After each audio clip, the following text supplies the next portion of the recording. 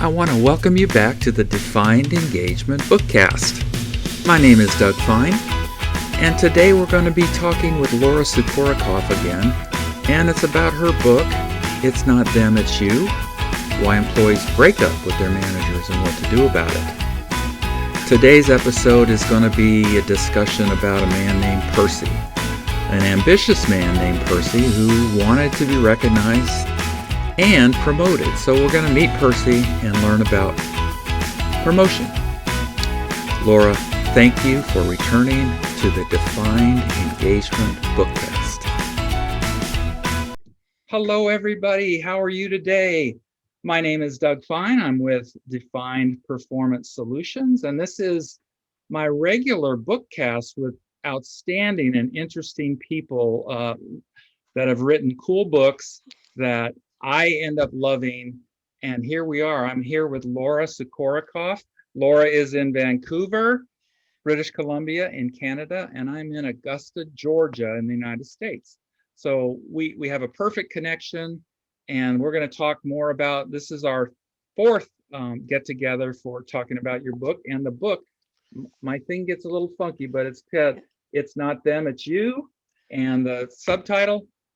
The subtitle is Why Employees Break Up with Their Managers and What to Do About It. Okay, break up with your manager. There's a broken heart image on the cover, and it works a personal thing, and it hurts people when things don't go right. So we're going to kind of talk about a little bit about why you did this book and the structure of the book, and then we'll talk about Percy. Sure, sounds good to me. Yeah. Okay, so why I did this book? Well, I'm in learning and development. I meet a lot of people in organizations. I meet a lot of people, out in the community, and I find that people tell me their stories. They confide in me quite a bit, and it starts with me saying something like, "Hey, how's work? Are you still loving what you do?" Yeah. And then the next thing I know, I'm getting pulled into a story about why people left their jobs, changed to a new company, so in some cases left altogether and preferred unemployment. And after some time, these stories started to collect and started to weigh on me because I realized there was a pattern throughout it. And that is that, almost everybody who shared their story with me quit their jobs because of the way that they were treated by their manager. And I thought, somebody's got to do something about this. And I figured, I can write. That's something that I do. So I'm going to write a book. And that's how this all came about. Oh, cool. In this book, I feature 7 of the stories that I've heard. I've heard lots and lots and lots of stories. And some of them literally shocked me. But I narrowed it down to 7 stories, and the 7 I chose are actually quite normal workplace occurrences. Yeah.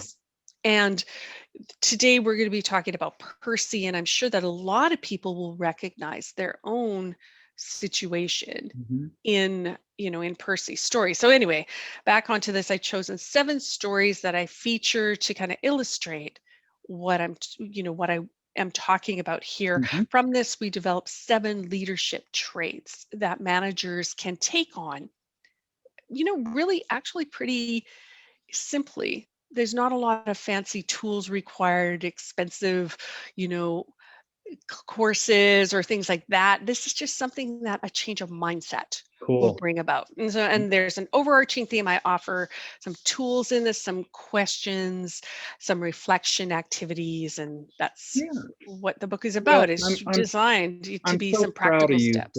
I'm trying to get it to there. Yeah. I'm so proud of you that you did Go over this, to the Laura. other side. Try going to the other side. Oh, like over here. Is this Yeah.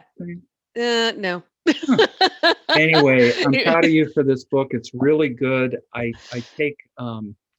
get a lot of inspiration and insight from the book. So I think that if someone has an open mind and they're in some sort of leadership role, whether it be executives could gain a lot from this book, as well as any other level of leadership in an organization, because these are things that are happening to people all over the place all the time, and you're trying to say, hey, stop, let's explore why this is happening and what you could do different. Yeah, One thing that exactly. jumped out of me from the stories I've read so far is this idea of companies hiring somebody. um, the hiring manager picks the person to work for them.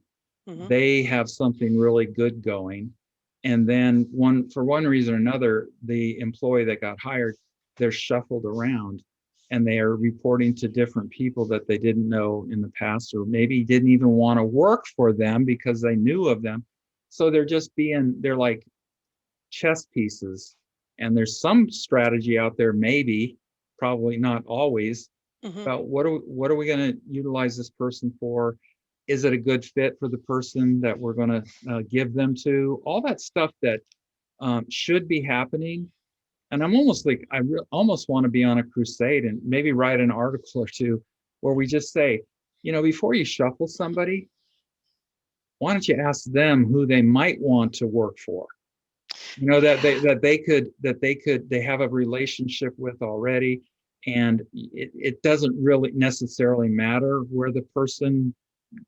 Anyway, that might be too simplistic to say, but I think there needs to be some sort of exchange, instead of coming in the morning going, Percy, you're now over there with Jane, and good luck, and Good god, luck. god Exactly. bless. So that's my takeaway. I've taken a lot away, but most of the story so far has had this shuffling going on with Yeah. no input from the person being shuffled. And Yeah. how We how unfair is that? Well, okay. So from a company point of view, like an Yeah, overall company point of sure. view, I get it. Yes, Reorganizations happen all right. the time in companies all over the world. And they happen for a variety of reasons. And those reasons are solid reasons. So a reorg is not a taboo thing Right, necessarily. This is not what you're talking about. right. What you are saying is that we need to have in business more of a point of view that human resources are firstly human. Yeah, Okay. yeah. They're not pieces of equipment to be moving around from place to Yeah, place. These are people. we'll move the copier down the hall. Yeah, exactly. Right. So they're not photocopiers to be moved down the hall. These are people who have relationships, who have colleagues that they enjoy being with, Hmm. who have work that they've really been inspired to do because of this, what is going on in their work unit. And when they are moved to another place, it's upsetting. And I'm certain that executives get that, but I believe that the hope or maybe the expectation is that, oh, everybody's just going to settle in and it'll be Yeah. fine. After all, you have a job to do, so just head in there and do your job. And if we link it back to Percy, let's take him Yeah. because he's an excellent example of what we're Hmm. talking about here. I mean, Percy is a young guy who started working with a company. He reported to the COO, and this is an important thing to remember that he reported to the COO because Percy is young and he had a real desire to move quickly up the corporate ladder and reporting to the COO. That was pretty cool, Yeah. right? Geez, I'm reporting straight to the top.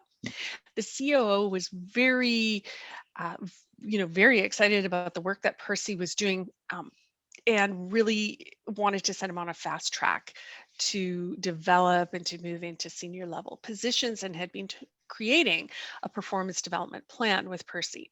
Well, the COO left the company and Percy was shuffled to a new person, and then to another manager after that, and then to a fourth manager. Oh, And by the time that's things, yeah, four. four, right? And this, by the way, Percy only worked with the company for about a year and a half, maybe Hmm. just under 2 years before he left the company. Yeah. So all of this happened within a very short space of time. And Percy, of course, was very unsettled by this. Like, gosh, where am I going next? Right. And Hmm. he didn't have the time with managers in some cases to even start working on a relationship, but also they weren't having the conversations. Now, the very first thing in my book, the very first chapter, I Hmm. talk about the story of Rosalie and how what she really, really wanted was a relationship with her boss. And the reason is because when you build that relationship with your employees, then you have an understanding of what drives them, of what Mhm. challenges them, of what they love and what they really, really don't like. You have an awareness of the work that they can do and what they are capable of and how you can inspire them to do this great work. Yeah. And this isn't about, being best friends with them, inviting them over for dinner every Sunday. This is about having a conversation with them, a regular, frequent one-on-one conversation with them so you can get to know what makes them tick. Now, Percy had this with the COO and Mhm. he lost it over the subsequent relationships. No, no, I noted in the story of Percy, Mhm. drives me a little crazy that, um, the story says Percy went to another manager and he didn't have enough to do. Yeah. And that makes my head explode, when I think companies have people there that don't have enough to do. And you said it happens all the time that Oh, way? yeah. It happens all the time. I mean, firstly, when we look at a story like Percy's, not only is Percy being unsettled by the move from manager to manager, but the managers Yeah. are Yeah. being Mhm. unsettled because all of a sudden they've got a new person on their team that they don't quite know what to do with. That happens all the time too. These Mhm. decisions are made really quickly. And then it's just like, okay, oh, Doug, you got a new person on your team and they're going to start on Monday. And you're like, okay, I don't know what I'm going to do with them, but I'll figure it out. Right. And that happens all the time. And so somebody like Percy, he was a project manager, by the way. And, his role was to kind of span several departments in some cases and figure out, the workings of everything so that he could make things better. And if there isn't a project for him to work on, Yeah. what do they do? And of course, managers in these cases is so, I mean, we know how managers are squeezed. Mhm. Oh my goodness, we hear it all the time that managers have so much work to do, and they have the added responsibilities of dealing with their reports. And I say dealing with their reports because, in some cases that is what they're doing. They're just dealing with it. They're just getting through the day. And when you have somebody like Percy, whose job requires sort of a tactical approach and bringing together a number of pieces so that he can manage it, that is a lot of work for somebody, his boss, to sit down and think about how are we going to make this happen. And Yeah. and Doug, you and I talked earlier about how underutilizing people happens all the time in organizations. You'll see people on the one hand who are so burnt out, they've got work, work, work all the time. And then you see people on the other hand who are sitting there twiddling their thumbs Yeah. and It makes you so know, little sense. So, one thing that I also took away from this chapter, and is like, I don't know if it's like, I think it's a pretty interesting way to put things, but a good boss is everything, yeah, everything. A good boss is everything. Meaning for an employee, if you don't have a good boss, it's fill in the blank if you don't have a good boss. yeah.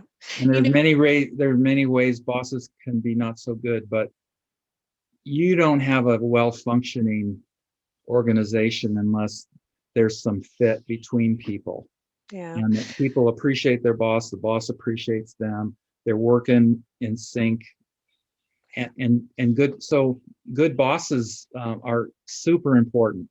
So Oh, the work that you're doing with your clients is really, really important. yeah, So good thank you. bosses are everything. I think it's important to note also that being a good boss Mhm. doesn't require, the moon and the earth from you. Right. As a manager, you need to know that what people are looking for from you is some understanding. Mhm. They're looking for relationship. They're looking for some empathy from you. They're looking for you to have their back Mhm. and support them when things are getting challenging. They are looking for you to communicate with them and to trust that they're there to do some great work. And they are also looking for you to understand their desire to Mhm. move ahead in the company. And that's, that was what Percy wanted. He wanted a promotion. He wanted to be, he loved what the COO had said to him Mhm. about, let's put you on a performance development plan, not a performance improvement plan, not a punitive thing, but a development plan to get your career going with this company because I see big things for you. She was Those a are good she was a magic words for somebody right, like for Percy, someone like right? this. And really, who wouldn't want to hear those words? Mhm. Who wouldn't? So, one of the statistics in my book, I Mhm. have this, and I'm just going to read it out. Please. According to LinkedIn, only 15% of people say they wouldn't move if a better opportunity comes along. So that means at any given time in your organization, 85% of the people working there would consider an upward position. That, I mean, only 15%, only one and a half out of every 10 people wants to stay where they are. Yeah, no, So these conversations, this is important to people. It's on their minds and they want you to work with them to help them grow and develop. And this doesn't mean promotion doesn't always mean moving them up into a higher role and giving them a fancier title and a big salary. Sometimes this means promoting their skills throughout the organization. Look at what Percy can do. yes, Hey, other managers, Percy yes, can help you with this. yes, He's fantastic at what he does. Let's yes. bring him in on this project. It is also understanding what's going to drive this person and feeding that. Can Mhm. you give them can you put them in some courses? Can you give them some material to let them soak up and learn from? Can you give them some more challenging Mhm. tasks Mhm. to really help them soar with what they can do? Yeah, That's that's a way to do this in the short term and maybe even the long term as well. sure. There aren't enough positions really in the world as far as up, but Hmm. sure you could help people go broader and deeper with their expertise, Absolutely. or sharing their expertise with other parts of the company, like you mentioned. That happens so rarely. Yeah. They're in my department and they're not willing to share them for anything. But development, that's really the takeaway from this story. If Hmm. I understand, it's like Percy wanted to be developed. He was Yep. eager. He was hungry. He was a driver. He wanted to accomplish things. He had that at the beginning. He was going places in the company, and ultimately at the end, he just felt like, I'm done here. I've been shuffled enough. I Yep. don't, nothing's happening here like why I signed on and what my original boss, had me doing, Yeah. and the direction we were heading together. So he Yeah. just left, and we know, and you could say a little bit more about the cost of turnover, but they lost a good guy. They lost a good guy, and Yeah. what company wants to lose good people? Yeah. So I mean, you can't blame Percy for being disillusioned. You Mm-mm. can't. Um, he'd been talked to a lot, but there was no action behind the talking. Mm-hmm. And so he was let down. But I want to flip this and Sure. look at it from the manager's point of view on Mm-hmm. this. Okay. So Mm-hmm. again, we have to remember that the COO had created a plan. Very highly likely the COO had not really communicated that plan, but I don't know. So I Right. can't really talk to that. Certainly that plan got lost in the Mm-hmm. many shuffles afterward. Mm-hmm. But we have managers who are inheriting an employee Mm-hmm. and they don't quite know what to do with this person. Mm-hmm. And so my solution to that is to have the one-on-one conversation. Mm-hmm. Get to know these people. And but not just the first one, not just, oh hi, you're new to my team. Right. Let's sit down, let's get to know each other. Certainly that's very, very important. But you need to have the consistency because oftentimes in those very first getting to know you conversations, the whole story doesn't come out. Of course. This is I often use the term beauty queen kind of thing where people are talking about how everything is so great. First date.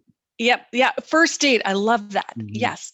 It's a first date situation. You don't want to talk about the bad and the ugly. You're only going to focus on the good Mhm. in these conversations, right? And so you don't really get into the meat of things. So the solution really is to have this regular cadence of one-on-one conversations.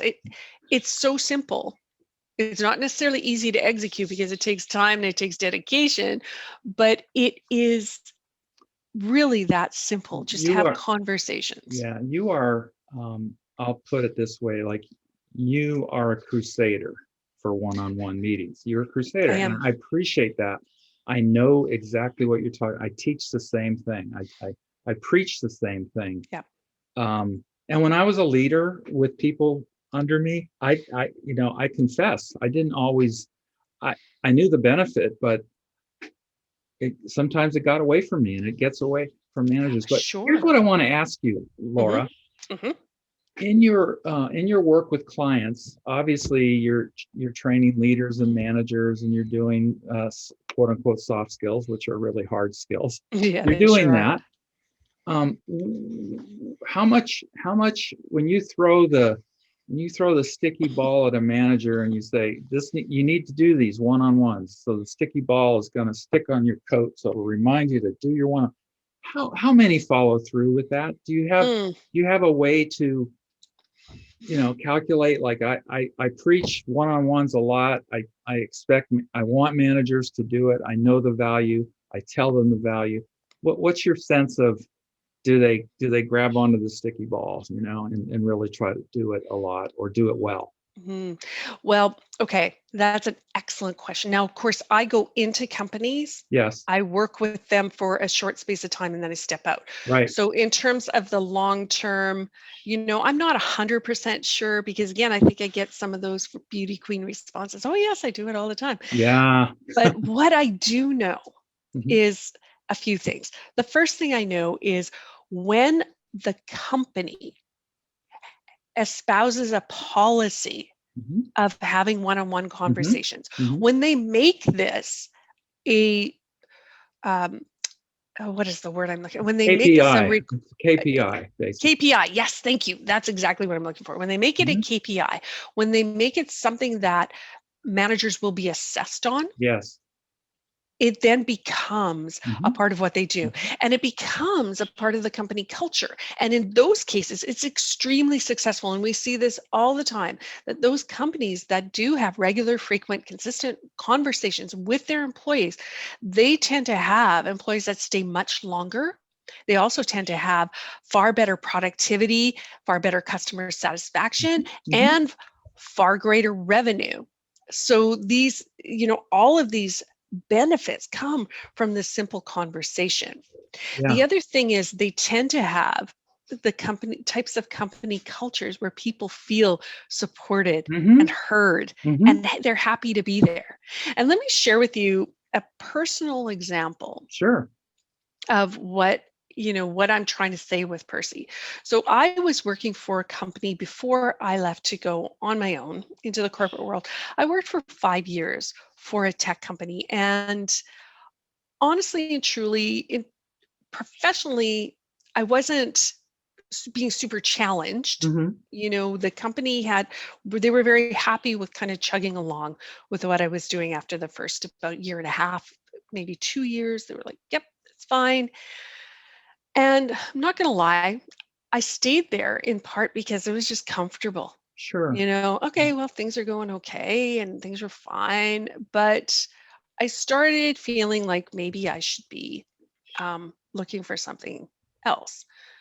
And I had a new boss who had very much a policy of regular one-on-one conversations. And, Nice. and in fact, he and I chatted about that while I was in my writing my book. Anyway, Cool. um, he knew me because we had so many conversations. I Right. felt safe to share with him. Now, bear in mind, he was my one, two, third boss in the organization, and I was only about a year and a half in, right? So he was my third boss, but because we had these conversations, he knew what drove me. He knew that I liked to be challenged, that I stepped up to occasions, and that I really didn't like to be bored.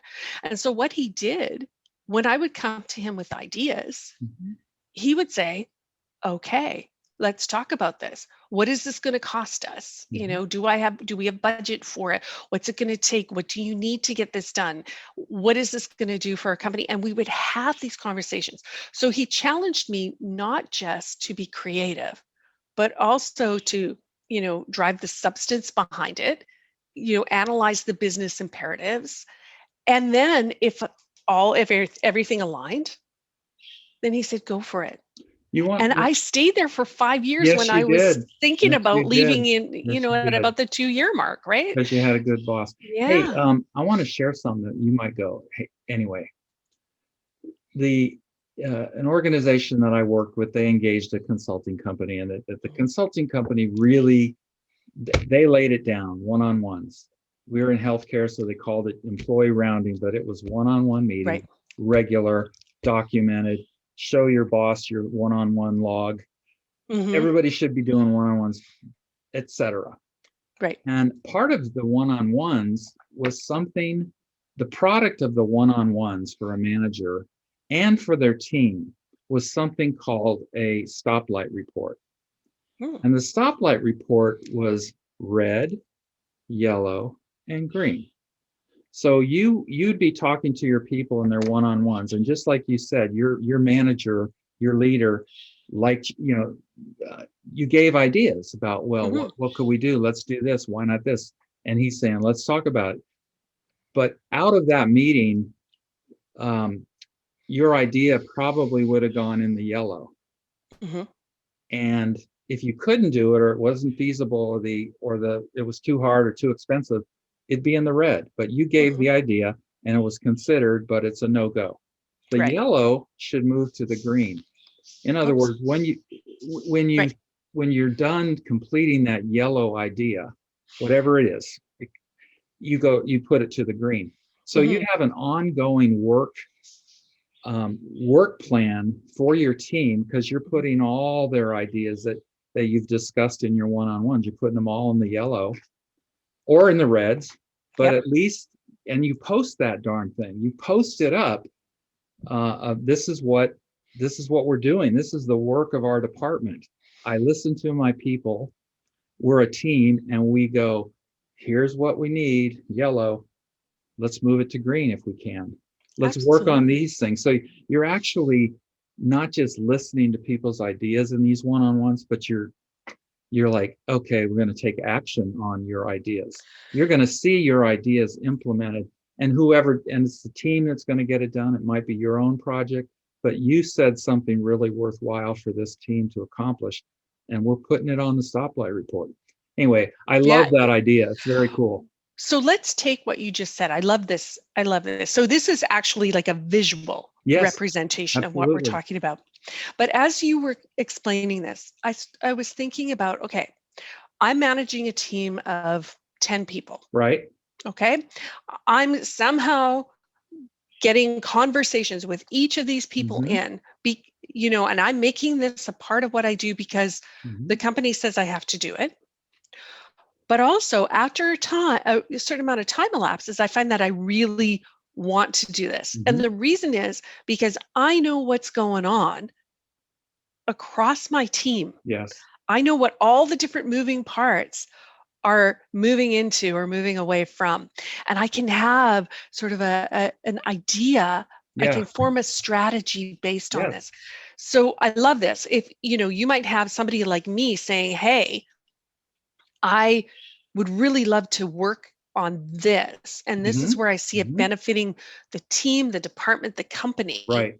Right. And as the manager, you can also see across the team because you've talked to everybody and know what they're Yeah. dealing with. You can see across the team what sort of benefit this could have. Now, Mm-hmm. let's loop this back to Percy. He was Sure. a project manager. Right. This is what he lives in all the time. A And if chart like you that, know actually. this, he is a walking chart like that, Mm-hmm. right? Like that's Mm-hmm. what he does. So imagine the possibilities of a conversation with him. You say, oh, okay, somebody else on my team in this area could really use some help. Absolutely. And so, Percy, what do you got? What are your thoughts on this? And Percy, by nature of what he does, Yeah. can put together all these moving pieces and make this project very successful. I mean, and you've got a resource that Yes. could be helping so much Yeah. instead of sitting there Yes. looking for something to do. Using his expertise to Absolutely. move their team along. Yeah. Yeah.